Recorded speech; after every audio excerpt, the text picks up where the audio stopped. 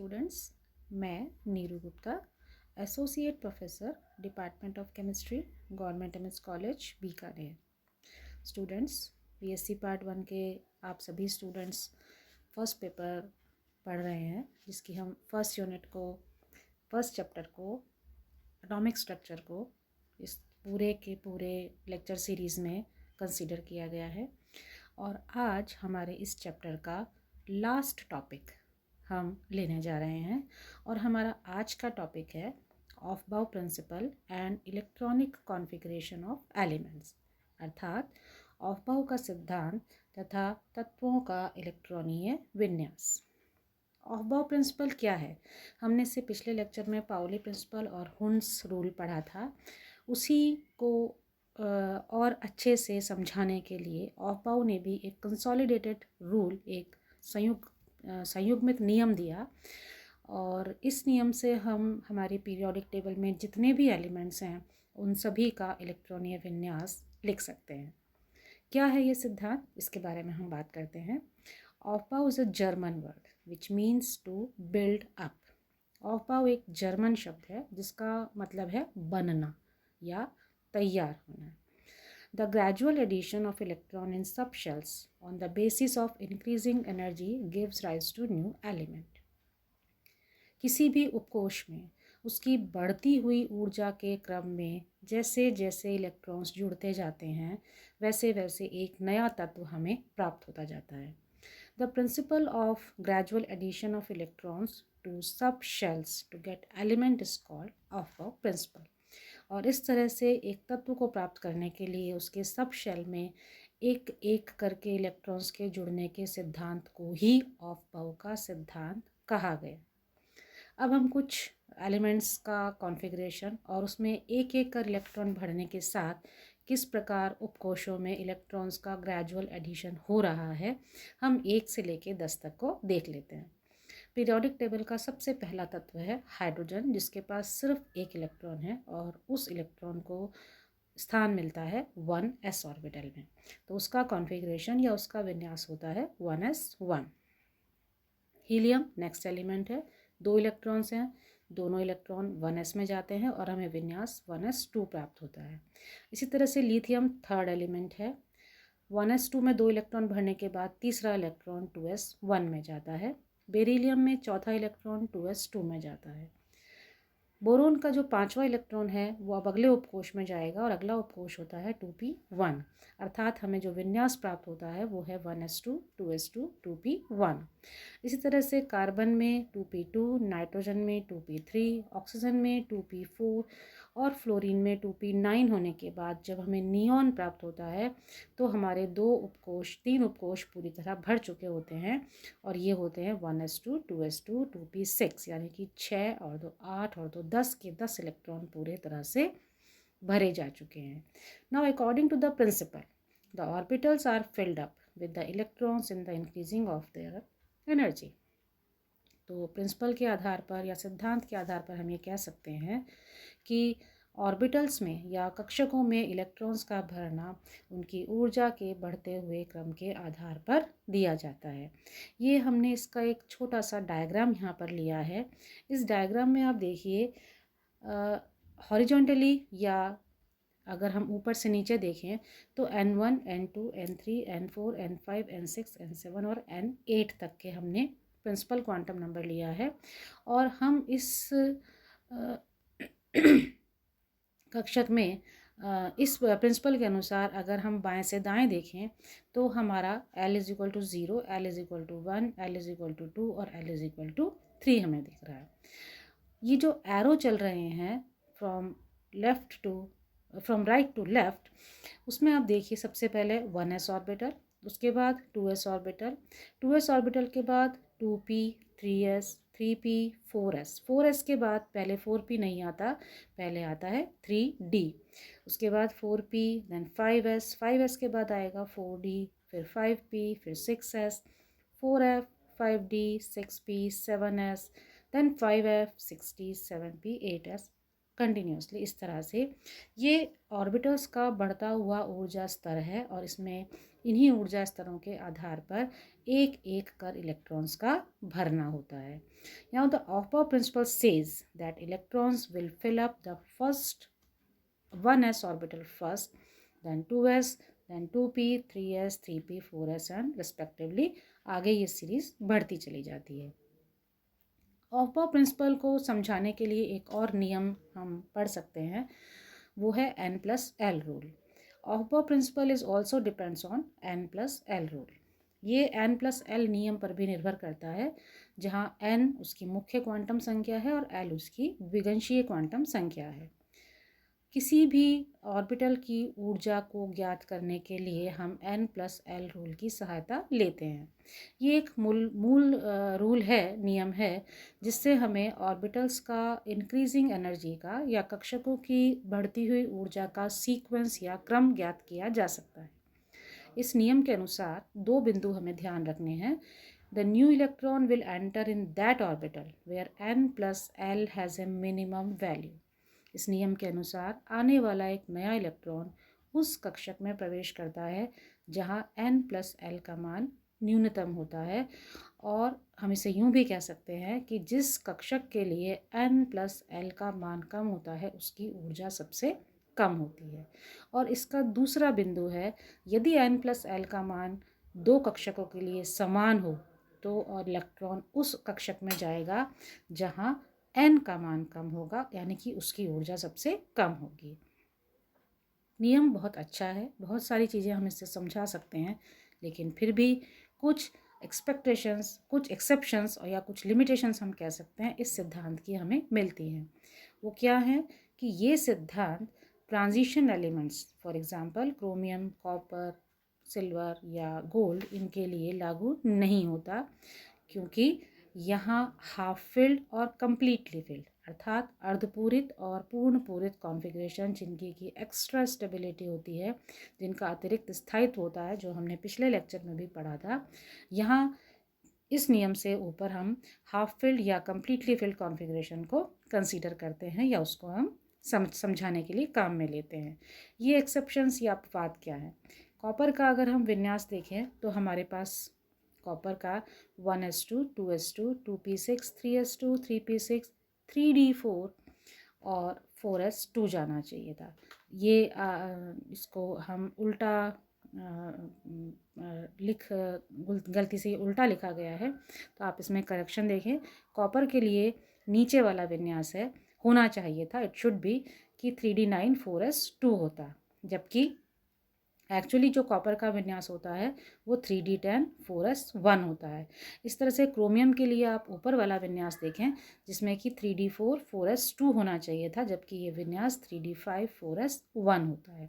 तो ये जो एक्सेप्शंस हैं वो किस आधार पर समझाए जा रहे हैं कि जब कॉपर या क्रोमियम का आने वाला इलेक्ट्रॉन 4s में नहीं जाकर 3d में जाता है, तो 3d5 और 3d10 दोनों ही एक हाफ फिल्ड है और एक कंप्लीटली फिल्ड है, यानी कि एक अर्धपूरित है और एक पूर्ण पूरित है।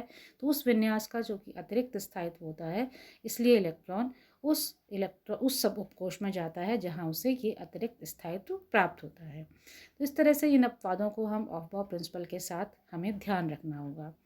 अब हम बात करते हैं इलेक्ट्रॉनिक कॉन्फ़िगरेशन या तत्वों के इलेक्ट्रॉनीय विन्यास की। किसी भी परमाणु का विभिन्न कोशों या उपकोशों या कक्षकों में उसके इलेक्ट्रॉन्स का वितरण ही उसका इलेक्ट्रॉनीय विन्यास कहलाता है।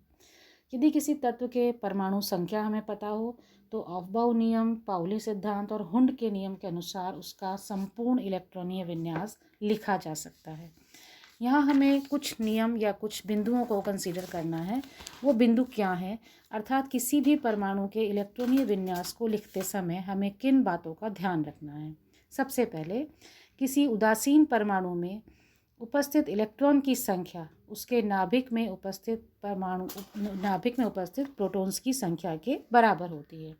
अर्थात किसी भी तत्व का इलेक्ट्रॉनीय विन्यास लिखने के लिए हमें उसका परमाणु क्रमांक ज्ञात होना चाहिए। दूसरी बात कि किसी भी कक्षा में इलेक्ट्रॉन्स की संख्या 2n² हो सकती है, जहां n उसकी मुख्य क्वांटम संख्या है। तीसरी, किसी मुख्य कोश में उपस्थित उपकोशों की संख्या उस कोश की मुख्य क्वांटम संख्या पर निर्भर करती है और इन उपकोशों को हम जानते हैं, हम S, P, D और F से व्यक्त करते हैं। अगली बात, प्रत्येक उपकोश में कक्षकों की संख्या n+l होती है, अर्थात n is equal to l is equal to 0, 1, 2 होगा। द्विगंशीय क्वांटम संख्या है, इस प्रकार s उपकोश में l इज इक्वल टू 0 है तो 1 है।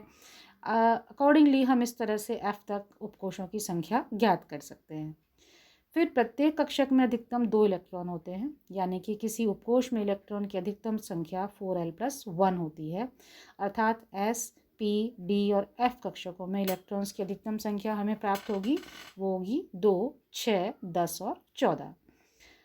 इलेक्ट्रॉनीय विन्यास लिखते समय मुख्य कोश तथा कक्षकों को उनके बढ़ते हुए ऊर्जा के क्रम में लिखते हैं, यह हमने अभी पढ़ा है। फिर इलेक्ट्रॉन पहले कम ऊर्जा वाले कक्षक में प्रवेश करता है, अर्थात इलेक्ट्रॉन्स की जो भर्ती है और बाउ नियम के अनुसार वो कक्षकों के बढ़ते हुए ऊर्जा के क्रम में होती है। इसके बाद नया इलेक्ट्रॉन उस कक्षक में पहले प्रवेश करेगा जहां n+l का मान न्यूनतम होता है, और जैसा हमने अभी देखा कि यदि n+l का मान समान होता है तो इलेक्ट्रॉन उस कक्षक में प्रवेश करता है जहां n का मान न्यूनतम होता है। फिर हम हुंड्स रूल की बात भी यहाँ कर लेते हैं कि समान ऊर्जा वाले कक्षकों के इलेक्ट्रॉन्स हुंड के नियमानुसार स्थान ग्रहण करते हैं। इस नियम के अनुसार एक ही उपकोश में विभिन्न कक्षकों में इलेक्ट्रॉन तब तक युग्मित नहीं होंगे जब तक कि समान ऊर्जा स्तर के प्रत्येक कक्षक में एक एक इलेक्ट्रॉन स्थान न ग्रहण कर ले, और जब एक एक इलेक्ट्रॉन सभी कक्षकों में आ जाएगा तो उसके पश्चात युग्मन आरंभ होगा। फिर पाउली का नियम अनुसार किसी भी उपकोश में प्रत्येक कक्षक के दोनों इलेक्ट्रॉन्स का चक्रण विपरीत होता है। उसके बाद इलेक्ट्रॉन्स का फिलिंग ऊर्जा स्तरों के आपेक्षिक स्थायित्व के द्वारा निर्धारित होती है, जो कि ऑफ-बाउ सिद्धांत कहता है, यानी कि आंशिक रूप से भरे हुए उपकोश की तुलना में अर्धपूर्ण और पूर्ण भरे हुए कक्षक ज़्यादा स्थायी होते हैं। और लास्ट में एक बात जो हमें और पता होनी चाहिए वो ये कि कक्षकों के रूप में इलेक्ट्रॉनीय विन्यास लिखते समय कक्षकों को एक बॉक्स के द्वारा प्रदर्शित किया जाता है और उसके अंदर हम उसके इलेक्ट्रॉन्स को उसके चक्रण की दिशा सहित एक तीर के द्वारा भी प्रदर्शित करते हैं। तो इस तरह से हम इलेक्ट्रॉन्स का वितरण के अनुसार तत्वों के इलेक्ट्रॉनीय विन्यास के लिखने के लिए कुछ नियमों का पालन करते हैं। अब हम एक और छोटे टॉपिक की बात कर लेते हैं, वो है प्रभावी नाभिकीय आवेश अर्थात effective nuclear charge. Effective nuclear charge या प्रभावी नाभिकीय आवेश क्या होता है? किसी मल्टी इलेक्ट्रॉन या बहु इलेक्ट्रॉन वाले परमाणु में उपस्थित संयोजी इलेक्ट्रॉन्स नाभिकीय आवेश के कारण तो आकर्षित होते हैं, लेकिन आंतरिक कोशों में उपस्थित इलेक्ट्रॉन्स द्वारा प्रतिकर्षित होते हैं। फलस्वरूप हम ये कह सकते हैं कि ये इलेक्ट्रॉन्स वास्तविक नाभिकीय आवेश की तुलना में बहुत कम आकर्षण महसूस करते हैं, अर्थात ये भी कहा जा सकता है कि आंतरिक इलेक्ट्रॉन नाभिक को स्क्रीन कर लेते हैं या आवरणित या परिरक्षित कर लेते हैं। इसके फलस्वरूप बाह्य इलेक्ट्रॉन नाभिक का आकर्षण कम महसूस करते हैं और बाह्य इलेक्ट्रॉन द्वारा महसूस किए जाने वाला नाभिकीय आवेश या आकर्षण ही उसका प्रभावी नाभिकीय आवेश कहलाता है। इसको हम प्रदर्शित करने के लिए एक सूत्र लिखते हैं, Z एस्टरिस्क, इस पर एक स्टार लगा है, इट इक्वल्स टू Z-S, जहाँ Z इफेक्टिव न्यूक्लियर चार्ज है यानी कि प्रभावी नाभिकीय आवेश है, Z उसका एटॉमिक नंबर यानी कि परमाणु क्रमांक है, और S वहाँ पर उसका शील्डिंग या स्क्रीनिंग कांस्टेंट है, जिसे हम परिरक्षण स्थिरांक भी कहते हैं। जितना ज़्यादा परिरक्षण स्थिरांक का मान होगा उतनी ही lower will be the value of effective nuclear charge, उतनी ही प्रभावी नाभिकीय आवेश का मान कम होगा।